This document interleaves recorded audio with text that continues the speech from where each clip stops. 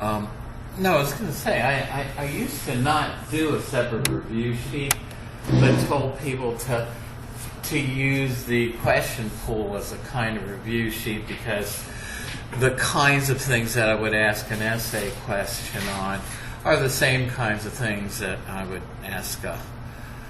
I don't know what it is. It's like Microsoft Word has it in for me.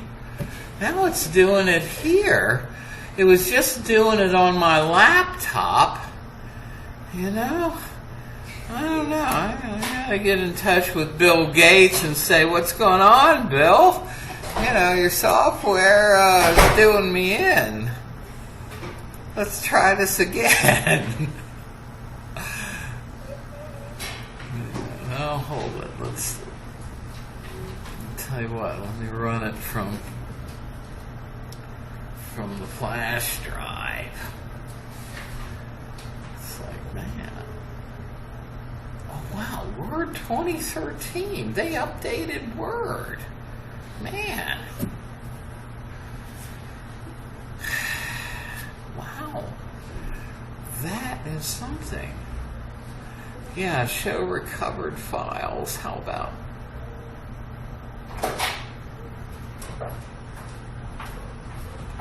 Open other documents. Open.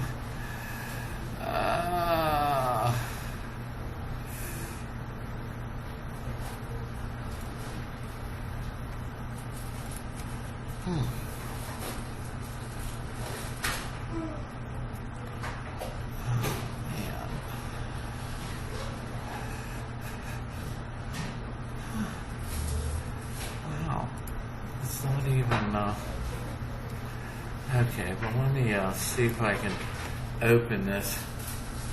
Okay.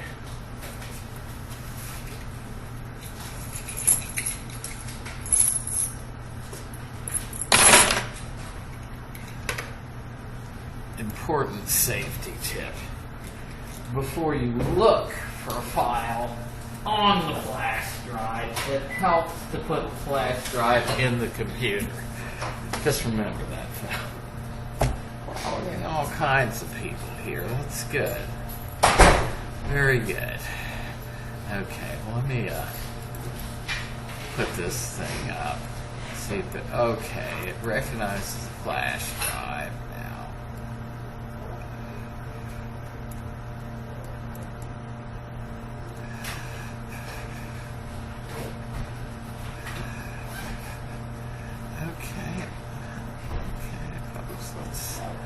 Stop some of this stuff.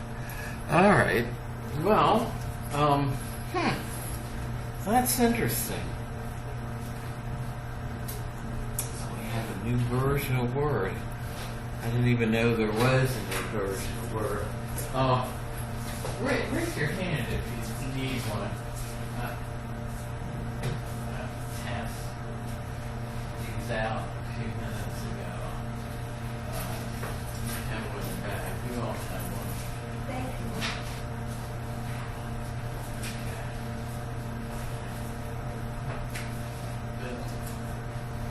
Okay. Well, this is a question pool. Let me remind you that I postponed the test just a little bit so we can get a little more empiricism in. We'll try to review Friday. But I might get up a review sheet before then. I don't know if it's going to be today. I have a lot of stuff to do and may leave the office early today. But anyway, I postponed the test till a week from today. It was supposed to be this coming Friday, the 10th. Now it's going to be the 13th. Now,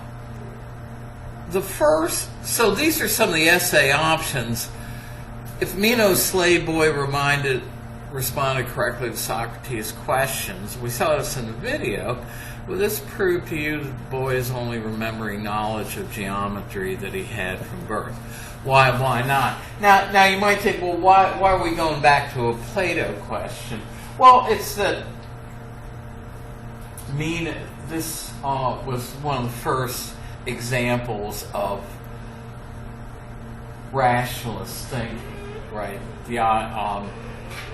It's one of Socrates' proofs that we have innate knowledge, whether you agree with it or not. And there are a lot of problems to the argument.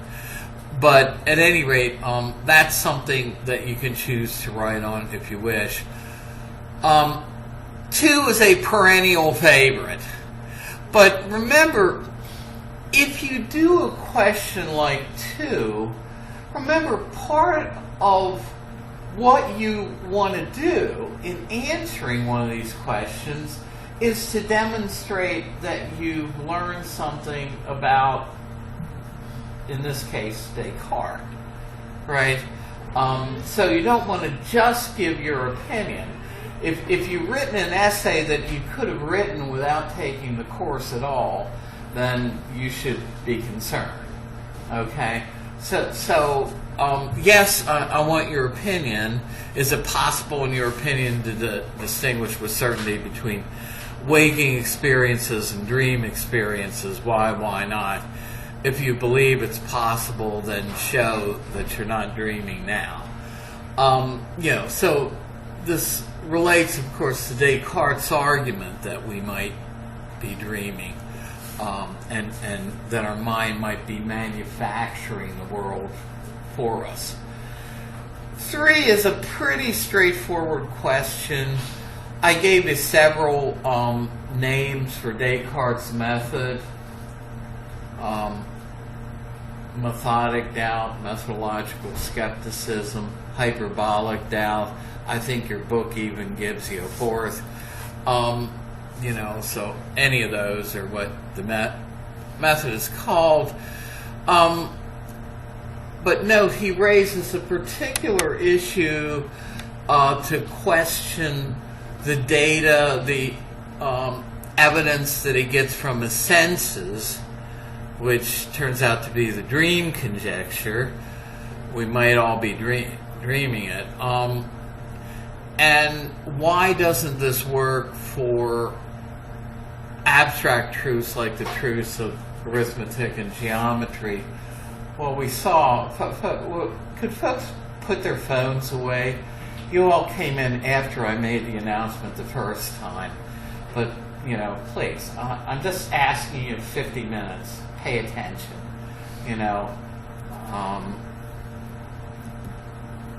I hope whoever you're texting is going to be able to help you get a college degree.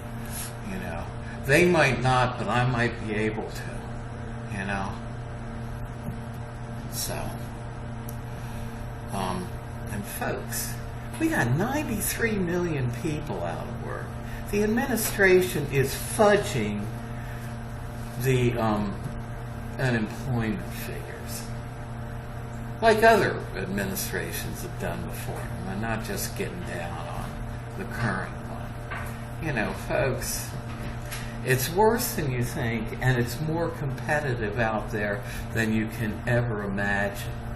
I got a friend who helps run the backgammon club with me, who was the regional manager for a large photo company. He's been out of work for 1.5 years.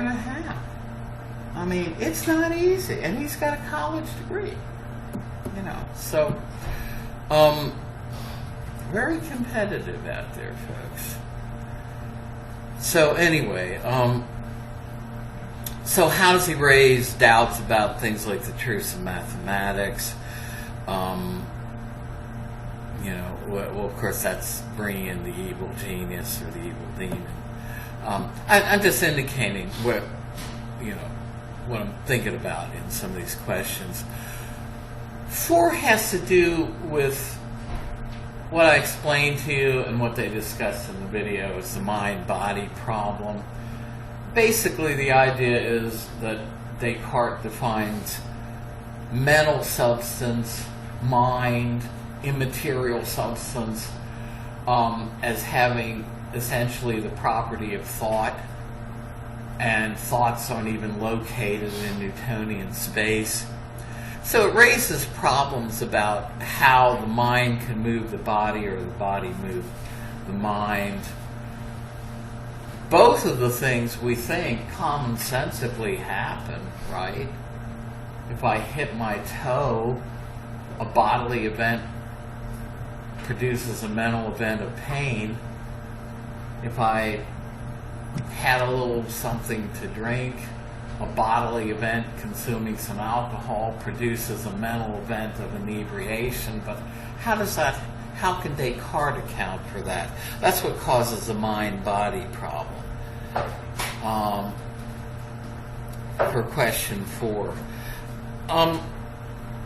With 5, we get into Locke's views and some of the stuff we discussed last time. Remember, ideas like infinity, perfection, God for Descartes and other rationalists are innate. We have them from birth. But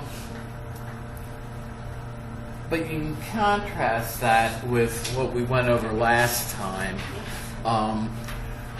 Locke's attempt to account for how it is that we have ideas like this, ideas that seem to not relate to anything our senses experience.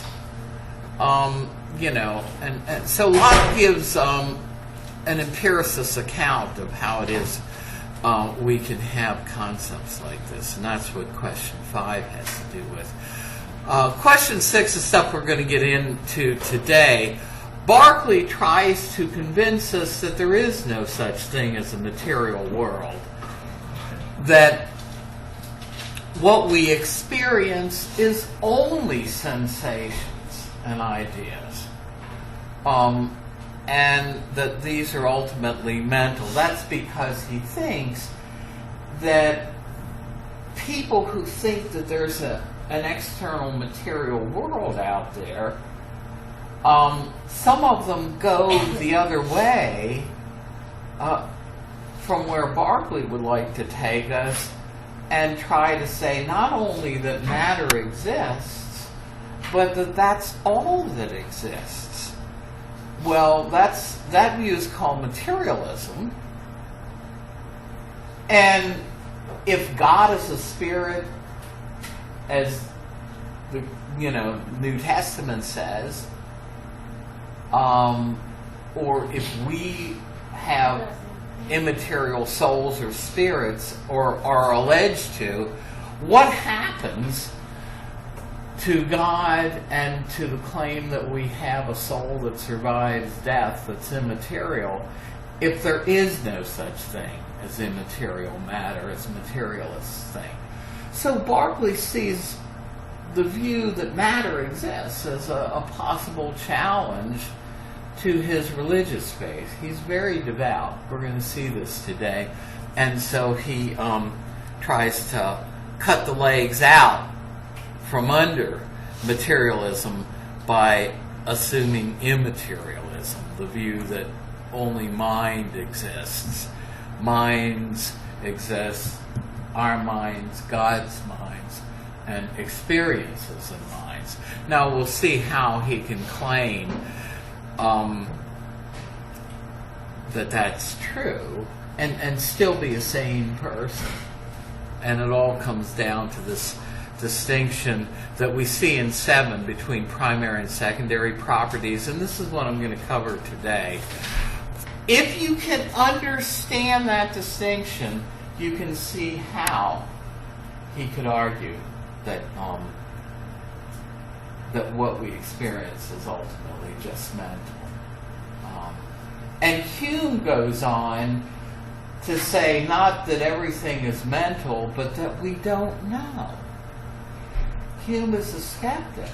He says, look, David Hume, when I go down from my study and I'm eating dinner with my friends and buddies, Hume was a backgammon player, and I'm there playing backgammon with him, I have to believe like everybody else does that the backgammon board's real, it's on a real table, my friends are real.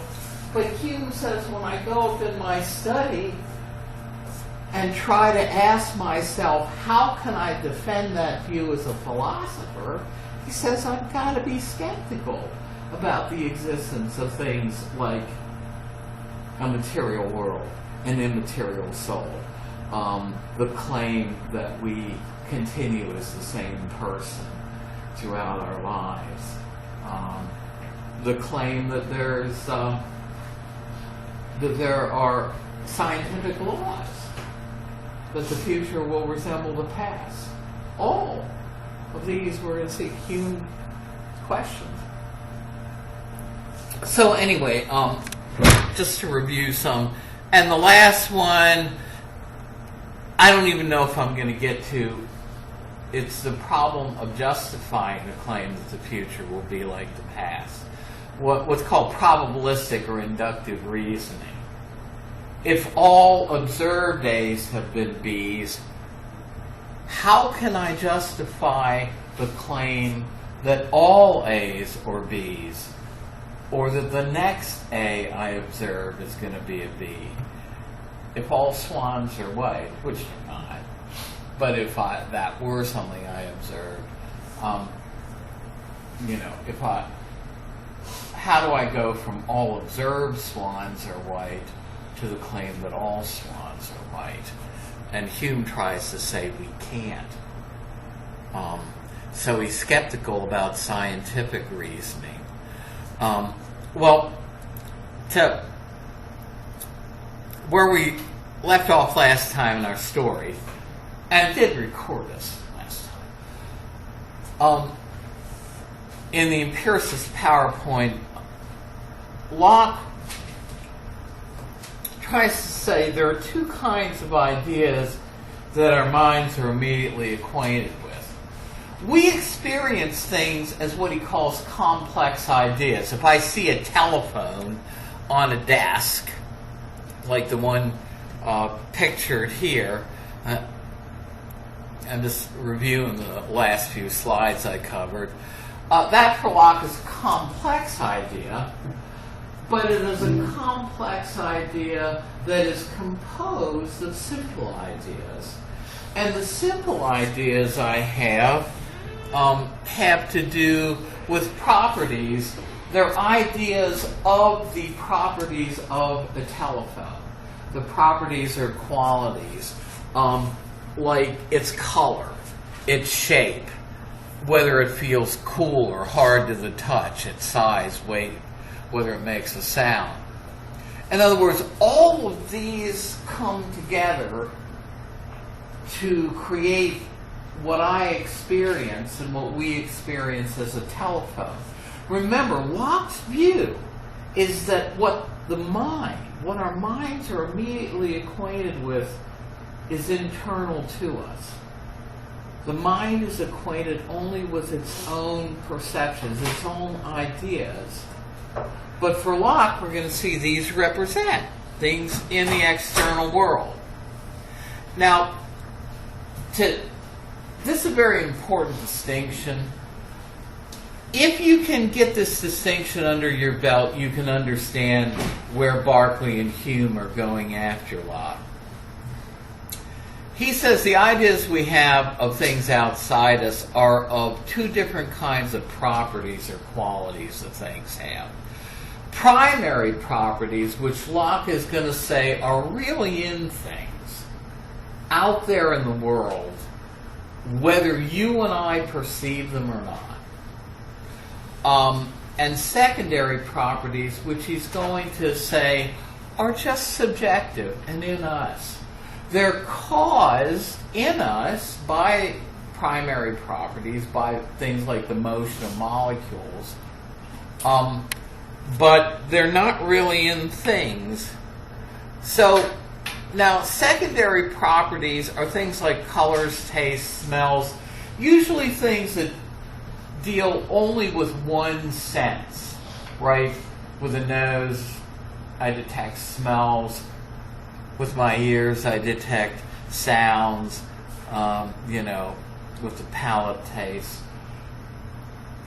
Now, what he's going to try to say is that these don't really exist in things. They're subjective. And one way to illustrate this is I am not colorblind. I mean, I can see colors fine. My dad was. This actually worked against us growing up.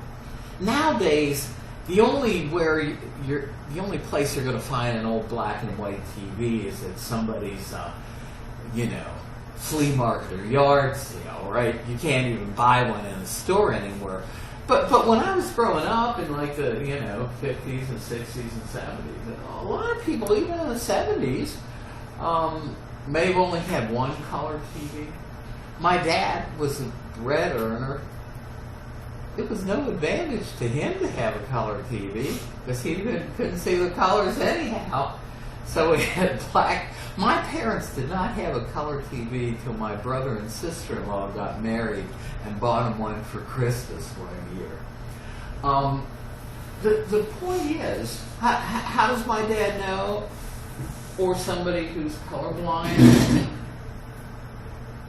how does he know if he's coming up to a red light or a green light? How do people know that? The shape. Well, the shape and the position of the light.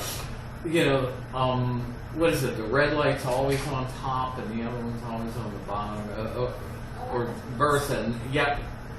I thought you meant the sign. No, I was talking about a traffic light. Oh, you're right. A stop sign, yeah, has the octagonal shape.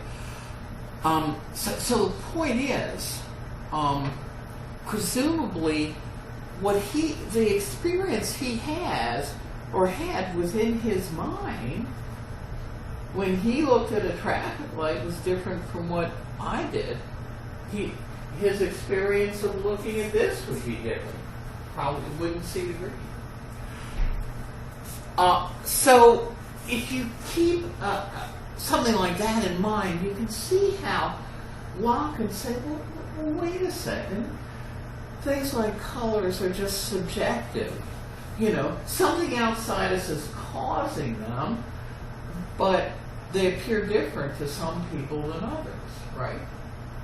They appear very different, or would have appeared very different to my dad, who was colorblind, than they would to me or you, if you're not. Here's another example, feelings of warmth and cold. Locke says these are subjective too. When I was a kid, there was a little lot out in front of our house.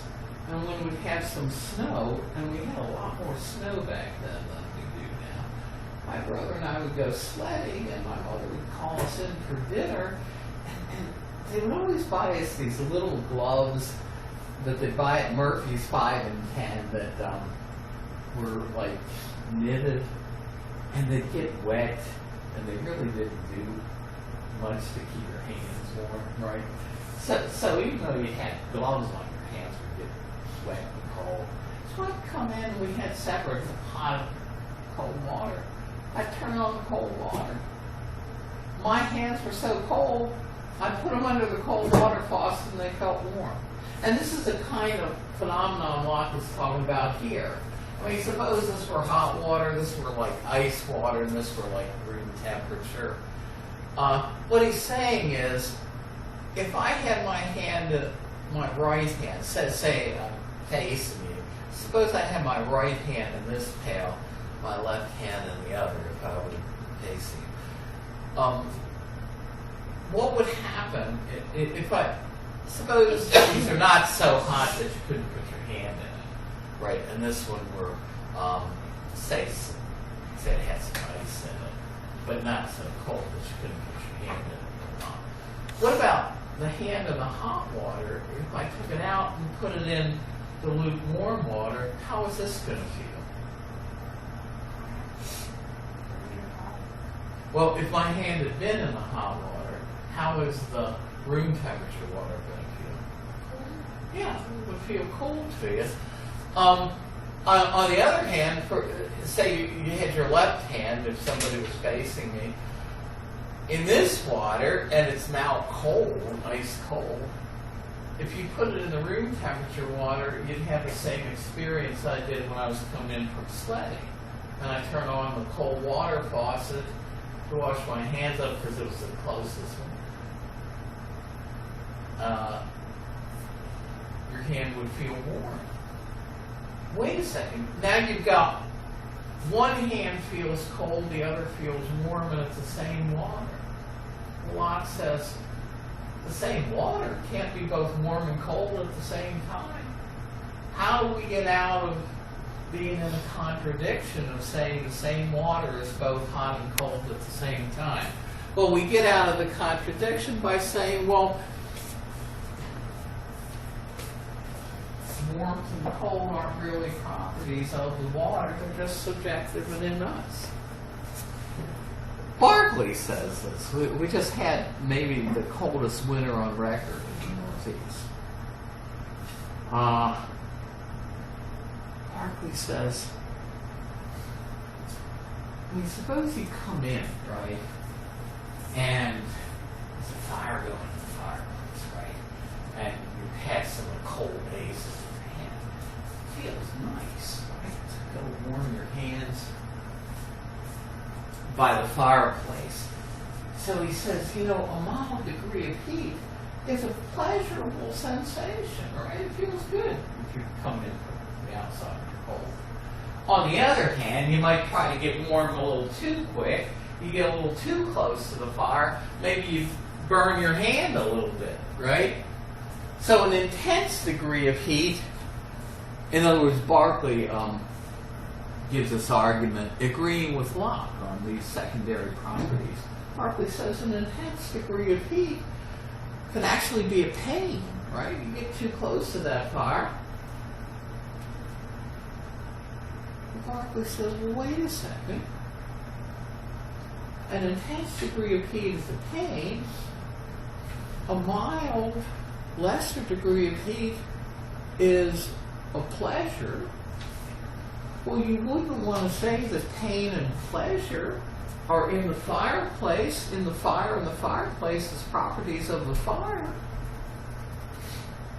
So Berkeley says, why would you want to say that heat and that degrees of heat, that heat is a property of the fire and the fireplace rather than something subjective and in you? And you gotta watch out. These guys are slick. They'll talk you out of your mouth. You know. But that's one of the arguments that Berkeley uses to underscore this point of Locke's.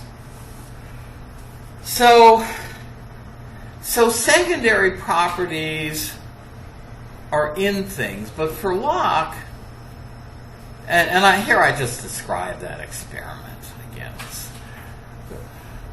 But for Locke, there also are properties that are really out there in things in the real world, whether you and I perceive them or not. When you and I were gone this weekend, that rectangular whiteboard over there was still here for Locke. And you know what? One of the primary properties of something in the real world, Locke says, is shape. That rectangular whiteboard over there stayed rectangular all weekend long for us. Plus, I mean, we don't just see the whiteboard, but we see it as having a particular size. And Locke says, in the real world, it really has the size that my senses tell me it has, right? Now, other things like whether something is in motion or at rest, qualities like hardness, size, shape, hardness, they're all what he says are primary properties. So, for Locke then, a material object is nothing but a combination. In other words, we have ideas of the telephone. My complex idea is a complex idea of the qualities of the telephone. And it's a combination of primary and secondary qualities. In other words, the color of the telephone, whether it feels cool to the touch, those are secondary properties for Locke, and they're subjective in us.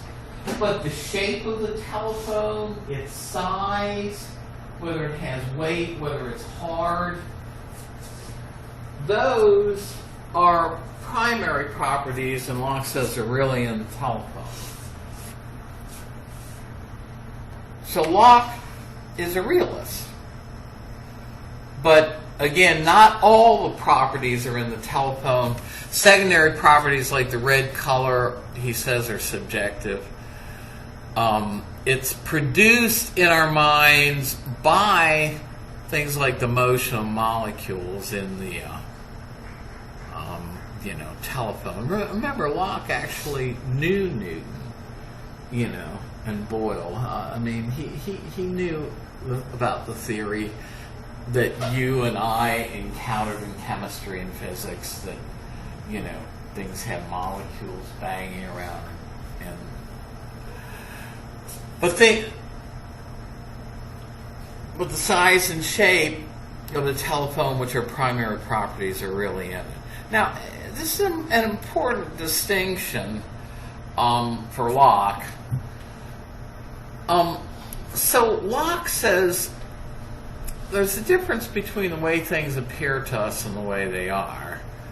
We don't perceive the world directly, and we only perceive it with primary properties. In other words, Locke says, my mind is immediately acquainted with an image of the whiteboard over there that represents it, just like a television picture represents something that's on the television picture. And so Locke says, the ideas I get of the primary properties of this thing, of its rectangular shape, of its size, those, he says, the ideas really resemble properties that are really in the whiteboard out there in the world. However, the color of it, he says, is subjective. And that's in me. It's caused by, the properties of the whiteboard, but color is subjective and in me. So Locke is what is called a realist. In other words, Locke believes that you and I live in a real world of real objects, that these desks were here this weekend, over the weekend when nobody is around to perceive them, right? They're real desks in a real world for Locke. But we've never experienced anything out there in the real world directly. Our mind is first acquainted only with an image of the world, a representative image. But they represent things. As I said before, depending on where we are in the room, we have a different experience of, say, the book bag here, right? The point is, what's going on for a philosopher like Locke is that different ones of us are experiencing different private mental images that are a combination of ideas. But they all, for Locke, represent numerically one real book bag in a real world that exists, whether you and I are here to perceive it or not. For Locke, if we all left the room, this would still be here. Now, these may seem like obvious statements, but they're not obvious to somebody like Berkeley. So we have to infer then things about the real world from our experiences. But the problem is, this makes us do a logical leap that Hume is going to later say is unjustified. Even Berkeley is going to say it's unjustified. It leads to skepticism, since if we perceive only our own inner ideas, we can never know for sure that they accurately represent the world. We can never compare our ideas with reality to check their accuracy. This is a really old illustration, but it still works. We used to play backgammon in the 70s, sometimes in hotel, lounges and restaurants. And in the 70s, what passed for a big screen TV was a projection TV, and most of the time they were horrible. The colors were out, the picture wasn't good. Very far from what we would have today. But by the 90s, they'd come a long way with these projection TVs. But in the early 1990s, if you wanted a big TV, there weren't any flat screens around. You got some kind of a projection TV, like basically we see there. The ones that were in a cabinet had a projector like that projecting on a screen from the back, and they were encased in a cabinet, but that's all it was a projector like that shooting at a screen. Well, I wanted to buy a VCR, so I was shopping for one at a local stereo place. There was something like, Best Buy. Now, it wasn't. But, and to demonstrate that these pictures were actually good on these TVs, they had what passed for they had an old VHS movie camera shooting at a doll, and they were feeding the picture to all of these big projection TVs. Now, how would you tell if the picture you saw on the screen was actually pretty good and represented what you saw on the doll? Not rocket science here, right? If you walked in a store and you wanted to see, is that a pretty good picture? You say, well, there's the doll. Look at the colors on the doll. Look at the screen. Compare the two. But for Locke, even when I'm looking at something in the world, what my mind immediately sees is not the doll directly, but an internal mental image of the doll.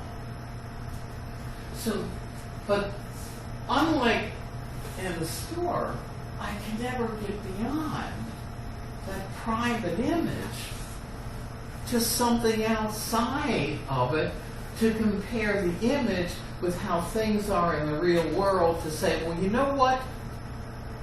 The images I have of things really represent things in the real world.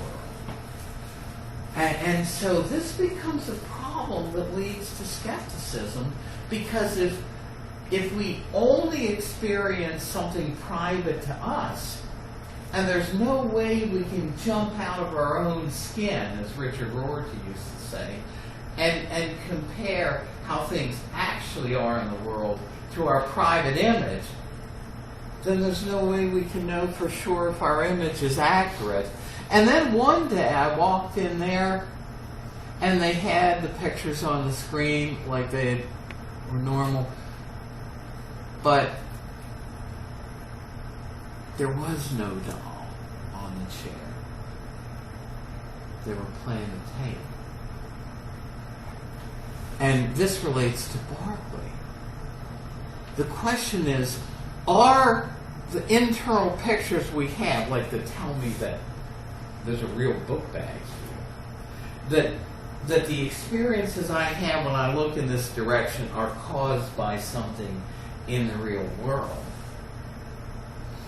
The problem is, if I never experience the real world, how do I know that those are really caused by something in the real world, or as Descartes conjectures, might be caused by the mind itself, or something else. And so this sets up a real problem for somebody like Locke, who wants to hold that there's a real world, in explaining how it is we can have accurate knowledge of it. He believes there is one, but Hume says, if we're going to go from saying that the only thing the mind is immediately acquainted with is its own ideas, not things in the world directly, then going from I have an idea of a book bag sitting on a table in front of me to the claim that there really is a real book bag in the real world in the table in front of me becomes problematic. And so Locke was called an indirect realist. In other words, he believes that we have only indirect knowledge of things in the world. Our mind experiences a private image. In other words, the reason you and I experience this different is, Locke would say, we have all these different private images of the book bag, but they represent one and the same. Now, I happen to believe this view is false. But, Pardon? Pardon? Oh, you're right.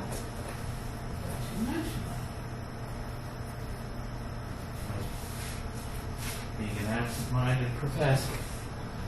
I told you that story. I went to a Disney store in the Towson Town Hall with a friend of mine back in the 90s. And she saw an old a video of the older, I know Eddie Murphy, I think, redid it, of Walt Disney's The Absent-Minded Professor with Fred MacMurray. I saw it when I was a kid. And she said, "Oh, do you know about that movie, The Absent-Minded Professor?" I said, "No, about that movie. I've had my life after that movie." Anyway, but I shouldn't be an absent-minded professor. So it's April the 6th. So anyway, so the test. So remember, if you haven't already done so, get a Scantron for next Monday. We're going to go as far as we can. We're going to try to get in at least to Barclay. We might not get to Well, we'll see. But at any rate, so we can. We want to at least go through this PowerPoint. I may not get to the other one on here. I'll see what we do the next day. But I'm going to try. It should cover Descartes and quite a bit of British empiricism. Maybe Locke, Berkeley, and Hume, depending on how far I get. We may even do a little new material on Friday, because remember we had the spring break, so we haven't covered a lot of stuff for test 2, but that's okay. Now let me click this off for a second. What I said